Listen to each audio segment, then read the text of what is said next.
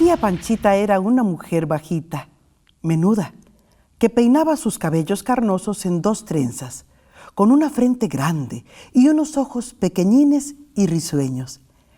Iba siempre de luto y entre la casa protegía su falda negra con delantales muy blancos.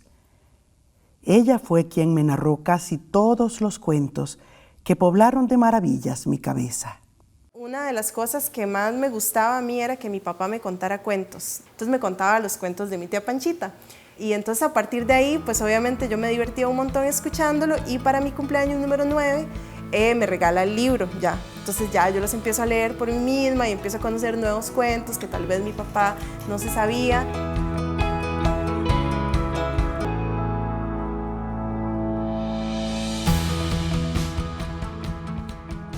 Desde su publicación en 1920, los cuentos de mi tía Panchita han marcado a muchas generaciones y aún hoy continúan activando la imaginación de grandes y pequeños. Las historias de Tío Conejo, Tío Coyote y Ubieta consagraron a Carmen Lira como autora y como una de las escritoras costarricenses más importantes del siglo XX. Además, la inclinación de las y los costarricenses por los 23 relatos contenidos en la obra han hecho de cada nuevo tiraje el más vendido en cada una de las ferias del libro.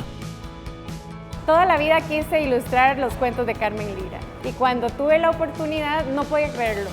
Y le decía al editor, no sé cómo hacer, ¿qué hago para que lleguen mis dibujos a honrar el trabajo de ella? Es muy difícil llegarle a los zapatos. No son originales de ella, esos cuentos son universales. La gracia que tiene es la manera maravillosa con que los escribe. Se fundamenta por sobre todo en 2 autores, Fernán Caballero y Joel Chandler Harris. Todas las culturas tienen eso. En Centroamérica, Guatemala tiene la tradición del tío Conejo, la tía Zorra, todo eso. Los cómics que vimos de chiquitos, ¿verdad? En la tele, tienen esas historias. Bugs Bunny es tío Conejo. Lo supe desde el principio. Ese conejo se convierte en un conejo costarricense y es Tío Conejo. Y aunque hay muchos cuentos de Tío Conejo en América, se le conoce a Carmen Lira como sobre todo y por excelencia, la biógrafa de Tío Conejo. Entonces, ¿dónde está la genialidad de Carmen Lira? Ante todo, en convertir esos cuentos universales en cuentos costarricenses. ¡Lotería! ¡Se rifa vaca lechera! ¡Apúntese a la rifa!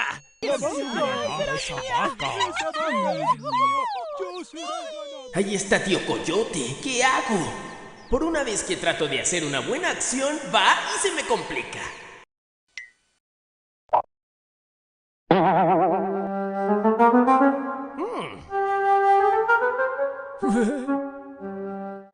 Y el ganador de la vaca lechera es nada más y nada menos que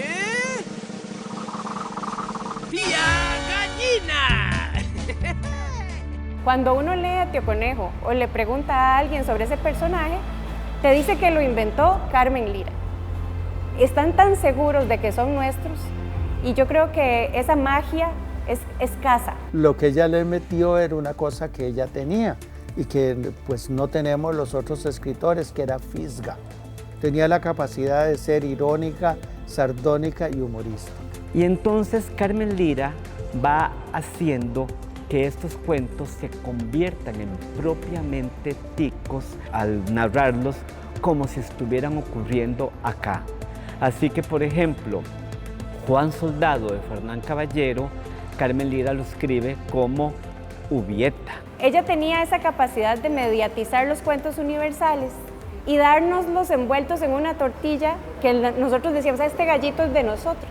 Los cuentos de mi tía Panchita me parecen una fuente riquísima de historias, de personajes, en un mundo, pues, por un lado súper mágico, pero por otro lado también como muy cercano por el lenguaje a todas y todos nosotros.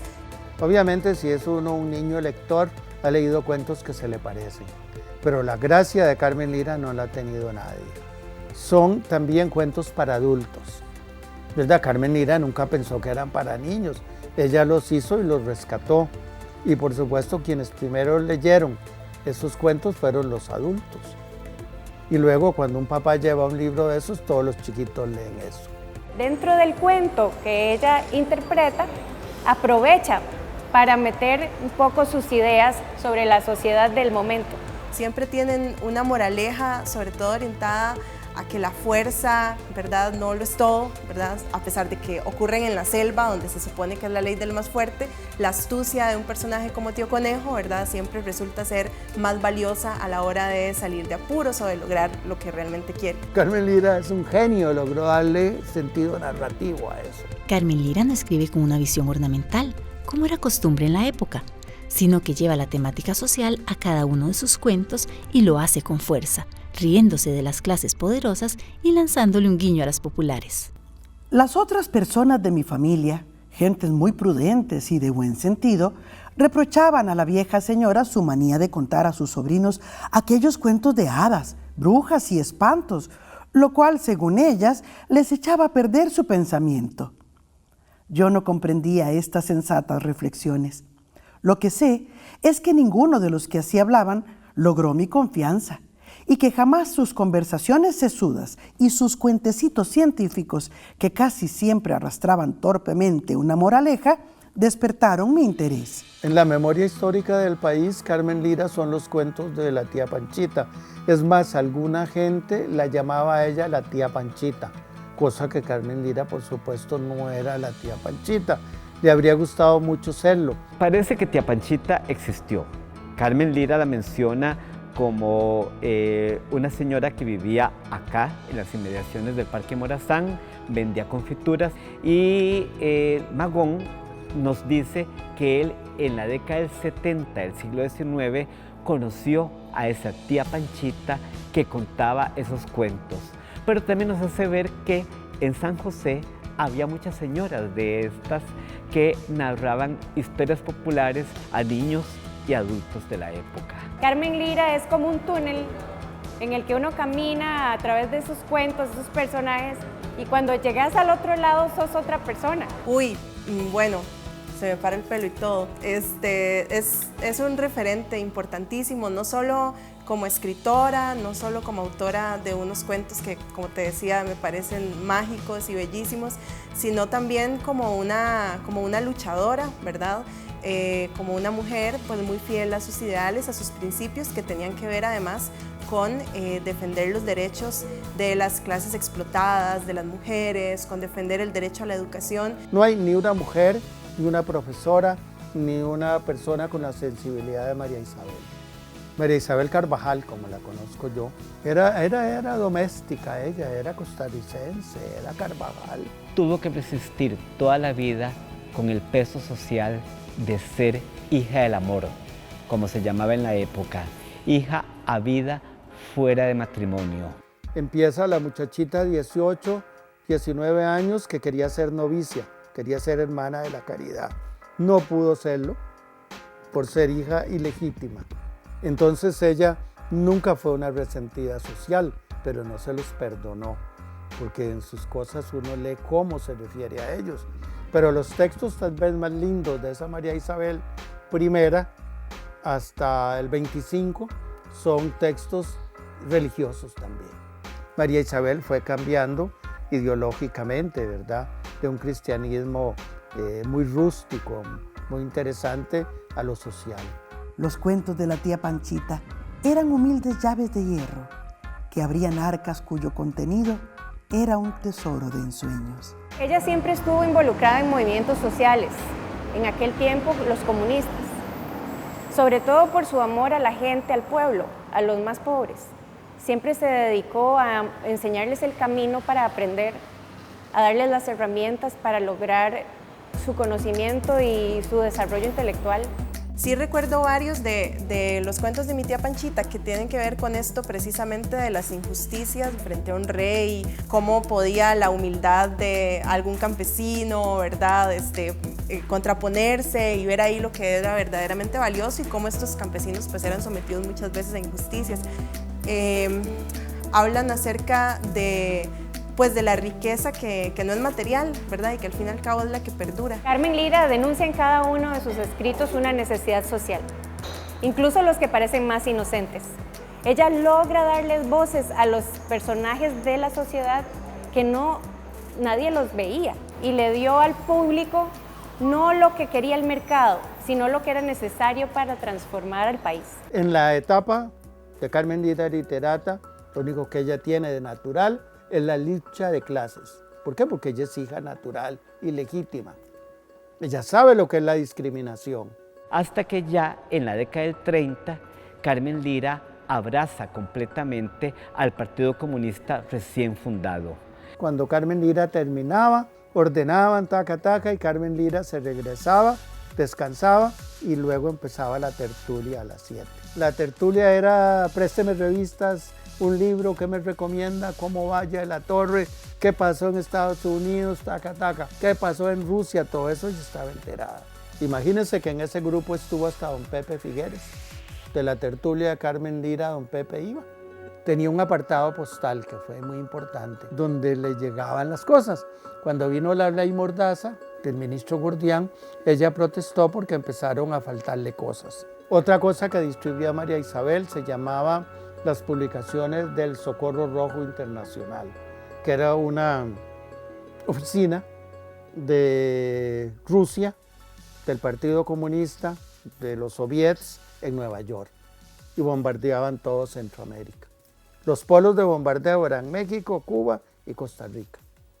También, pienso yo, influyó en el gran auge del Partido Comunista, pero se estrelló contra la gran oligarquía, que es muy dura, muy cruel, que la trató mal a ella. Sí, recuerdo también un par de ensayos. Hay uno que en particular me gusta mucho, se llama El peón y el grano de oro, donde además está escrito para que lo lean los peones, bueno, los que pudieran leer en ese momento, pero les habla a ellas y a ellos, ¿no? De cómo nos han hecho creer bajo esta retórica de que el hacendado o el empresario en este momento es quien crea la riqueza, que pues obviamente casi que hay que agradecerle el trabajo mal pagado, ¿verdad? En ese caso ella hablaba de los cogedores y cogedoras de café, y está escrito en un lenguaje que creo que de verdad Carmen Lira estaba pensando en que esa gente la leyera y despertara de alguna forma.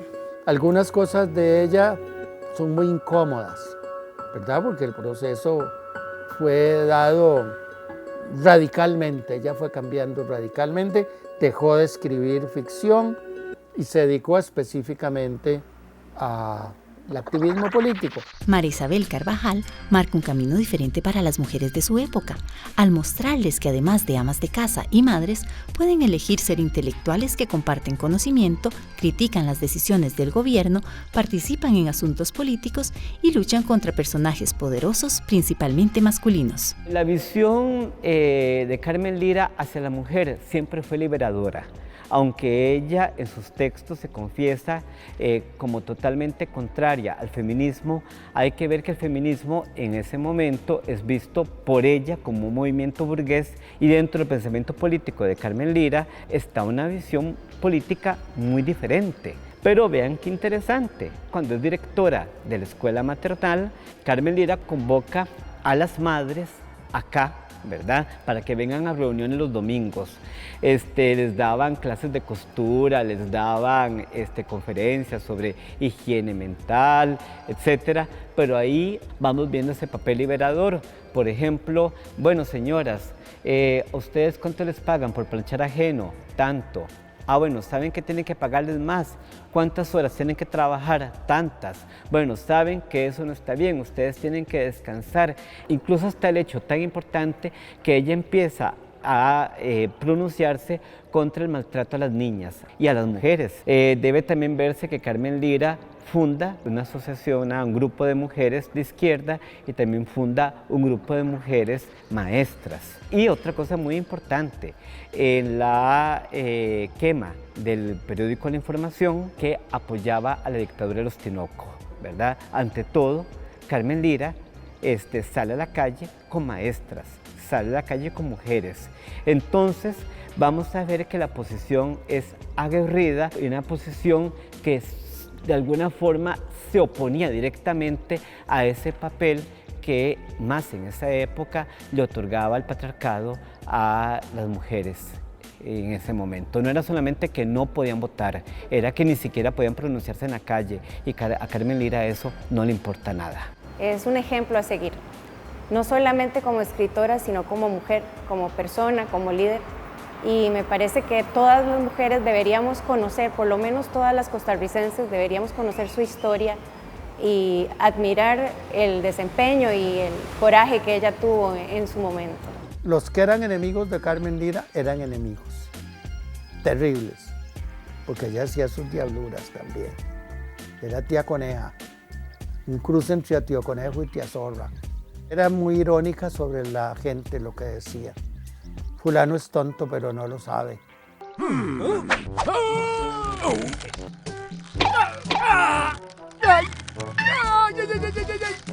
Traje todo lo que me pidió. ¿Ahora sí puede hacerme más alto y apuesto?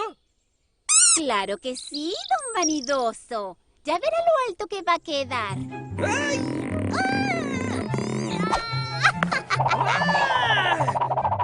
Y no vuelva a interrumpirme cuando estoy cocinando.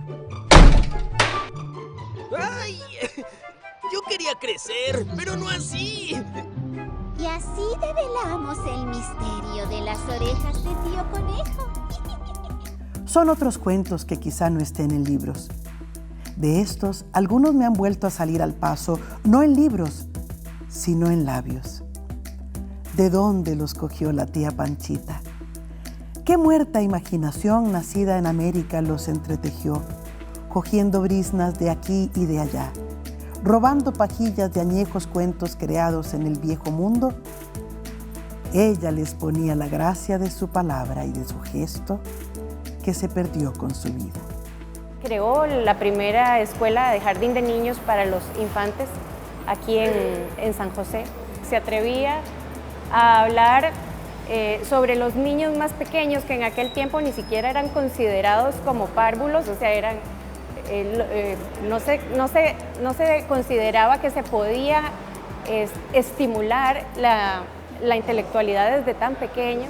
Ella era práctica educadora, el centro del estudiante. En esa época no era así. Los chiquitos recibían clases, recibían pellizcos, reglazos y por supuesto que aprendían. Pero Carmen Lira empieza un modelo sustitutivo, Montessori, de Claudry, todo lo que era la educación francesa y suiza, más María Montessori, que era italiana. Tiene la oportunidad de ir a estudiar a Europa por unos meses. Sabemos que conoció lo que hoy denominamos la filosofía montessoriana. Y ahí le nació la idea de crear una escuela Montessori. Lo que pasa es que difundir las ideas de doña María era muy difícil. Primero, que fuera una escuela laica, ¿verdad? El amor a Dios es la belleza. Una obsesión que tenía María Isabel con los chiquitos descalzos. Es porque estaban llenos de niguas y de piojos y de cuanto eso. Ella en escuela se bañaban los chiquitos. Y luego tenía un horario de comedera. Es precursora de los comedores escolares. Vemos que en este país muchos niños, niñas, adolescentes, si no se alimentan en la escuela o en el colegio, no comen del todo. ¿Y a quién le debemos eso? Bueno, a una instancia de caridad que hubo en la época llamada La Gota de Leche, pero era por sobre todo de caridad, pero Carmen Lira le da dignidad a la niñez cuando convierte esa gota de leche en un derecho para que los niños tengan en la escuela atol, tengan ensaladas de frutas. En realidad era como una familia que montara una escuela. Cuando María Isabel se retiró de la escuela por favor se acabó. Y en ese sentido yo creo que es pues, un referente importantísimo para los tiempos que corren, ojalá no solo para alguien que cuenta cuentos o que le gusta la lectura, sino para todo ciudadano o ciudadana. Una de las cosas que amerita es cuánto contribuyó Carmen Lira a la biblioteca de la Antigua Normal, cuántos libros del curso, por ejemplo, de literatura infantil que ella inaugura, son los libros que ella tenía en su casa. Creo que era una persona tan generosa en su capacidad de enseñar a los otros a aprender. Era una maestra por naturaleza. Eso es lo que es Carmen Lira. Maestra y compañera. Eso fue muy interesante. Ella se ponía a nivel siempre de sus alumnos también. ¿Cuándo llevó ella a la cúspide de todo eso? Cuando ella fue nombrada en el PANI, pero ella creyó que en el PANI se podía hacer lo que ella hacía fuera del PANI, inclusive tener opiniones políticas. Convirtieron la Montessoriana en un club político. Entonces el gobierno, así como la destituyó del patronato, ¿verdad?, del PANI, el gobierno de este señor, don Cleto González Víquez, fue particularmente belicoso frente a la llegada del comunismo, les dio mucho miedo, sobre todo porque llegó con ánimos, con gente joven. Entonces a María Isabel la destituyeron. Ella no volvió a encontrar trabajo. En cuanto a mí, que jamás he logrado explicarme ninguno de los fenómenos que a cada instante ocurren en torno mío, que me quedo con la boca abierta siempre que miro abrirse una flor, guardo las mentiras de mi tía Panchita al lado de las explicaciones que sobre la formación de animales, vegetales y minerales me han dado profesores muy graves que se creen muy sabios. Además de cuentos, Carmen Lira escribe ensayos, operetas y otros textos dramáticos. En 1917, antes que se instaure la dictadura de los Tinoco, sube al escenario del Teatro Variedades para recibir ovaciones del público como la primer mujer dramaturga del país con la obra Había una vez. Bueno, los aportes a la literatura fue estimular escritores. Carlos Luis Fallas depende del talento de Carmen Lira. Luego se independiza. Fabián Dobles es de La Tertulia. Todo el grupo de escritores que la frecuentaba, incluida Yolanda Oriamuno, Eunice Odio, Ninfa Santos, dependen de los libros que Carmen Lira les daba. Divulgar libros. Libro que llegaba en inglés, francés y español, María Isabel lo compartía. Y ella tenía clubes de lectura. Vendía hasta libros en su propia casa, porque la casa de Carmen Lira era un centro de cultura, se daban clases ahí y actuaba como una librería. Ella recibía revistas para niños, las difundía y también estimulaba a que se crearan. Nos abrió a la literatura infantil un espacio dentro de la literatura en general. Antes de ella y antes de otros como ella, la literatura infantil era considerada de segunda clase, algo fácil de hacer. Creó una cosa que se llamaba la biblioteca circulante, para que la gente pagara una peseta, un 5, un 10 y se llevara para el libro una semana a la casa. Hizo una cosa que se llamó el Rincón de los Niños, pero la gente de los niños no se cobraba, que luego desapareció y en el 48 fueron tan tontos que fueron a ver qué leían los libros la gente del Rincón de los Niños. Me explico, a ver si habían libros subversivos, Marx para niños, Lenin para adolescentes, todas esas estupideces que hace la gente. Eso desapareció. Utilizó un lenguaje transgresor. Por ejemplo, adiós tío coyote, culo quemado, por amigo de ser casado. Si esa palabra suscita en este momento algún tipo de resistencia, ¿cómo sería hace 100 años? Entonces Carmen Lira le da un valor al lenguaje popular que aún hoy en día tenemos que reivindicar. Ella desde siempre escribía, desde 1907, y se fue creando, pero ya en 1911 ya no le importó ya nada y ahí nace Carmen Lira. ¿Qué sugestiones tan intensas e inefables despertaban en nuestras imaginaciones infantiles las palabras de sus cuentos, muchas de las cuales fueron fabricadas de un modo incomprensible para la gramática y que nada decían a las mentes de personas centradas en años y en estudios? ¿Cómo sabe? Porque quiere contarlos. Nada más, en realidad eso es lo que se necesita para saber que uno puede ser cuentacuentos y encontrar esos cuentos que la atrapen a una y que diga, sí, esto es lo que quiero contar. Ahí estaba Tío Conejo, echándose una siesta en aquella cuevilla, sin sospechar siquiera que la muy acusetas de Tía Zorra ya se había ido a decirle a Tío Tigre que ahora sí, que ahí estaba Tío Conejo, que ahí se lo tenía para que lo agarrara y se cobrara la última que le había hecho. Tío Tigre llegó un poco desconfiado, pero deseando que sí fuera Tío Conejo el que estaba ahí para cobrar venganza. Pues resulta que llegó, metió la mano y agarró a Tío Conejo como por la pancilla. La verdad es que era un buen chiverre. Y Tío Conejo despertó asustado y pudo ver por un rayito de luz que aquella mano era de Tío Tigre. Tatica Dios, ¿cómo me libro de esta? Miró a su alrededor, piensa rápido y aprovechando el eco de la cueva, se lanzó la siguiente rajonada. Quien me agarra la muñeca, que me agarre todo el cuerpo. ¡Ah! Tío Tigre sacó rápidamente la mano y pensó qué clase de gigante era el que estaba dentro de esa cueva que tenía la muñeca de ese tamaño. ¿Cómo tendría entonces todo el cuerpo? Y salió paticas, ¿para qué las quiero? Tía Zorra, que se había estado tirando el rollo detrás de un árbol, supo en ese momento que se acababa de meter en un problemón con Tío Tigre y se fue ahí por un buen tiempo. Y así fue, como una vez más, Tío Conejo salió de un apuro. Ella era grande sin proponérselo, no sé si eso le queda claro.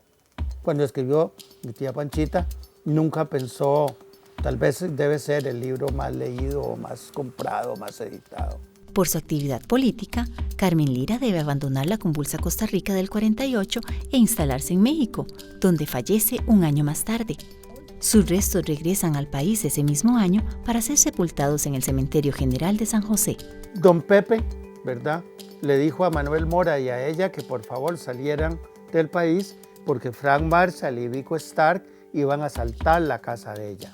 Y ella ya estaba muy enferma. Entonces, don Manuel, que era un hombre tan generoso, inteligente, hizo que se fuera ella con su enfermera, Judith Ferreto, que es la que me contó estas historias. Esta historia particularmente. Ella se fue muy triste y le quedó muy claro que no iba a regresar nunca. Me ha llamado la atención siempre la manera de los que la amaron, los que la conocieron, y la manera con que la admiraron los que no. Usted solo puede ver las fotos del entierro de Carmen Lira, qué numeroso público y de qué manera fue el primer día en que la gente que perdió la guerra del 48 salió a la calle. Todos, maestras, profesoras del Colegio Superior de Señoritas, toda la gente que tenía una memoria de Carmen Lira salió a decirle adiós. Y por supuesto los compañeros comunistas, todos. No encabezaba el entierro de María Isabel Carvajal políticos, vea qué curioso. Lo encabezaban los estudiantes y todas las amigas, las mujeres que en algún momento de su historia se comprometieron políticamente. En el patio de su casa había un pozo, bajo una chayotera que formaba sobre el brocal un dosel de frescura. A menudo, sobre todo en los calores de marzo, mi boca recuerda el agua de aquel pozo, la más fría y limpia que hasta hoy probara, que ya no existe, que agotó el calor. Y sin quererlo mi voluntad, mi corazón evoca al mismo tiempo la memoria de mi alegría de entonces, cristalina y fresca, que ya no existe, que agotó la experiencia.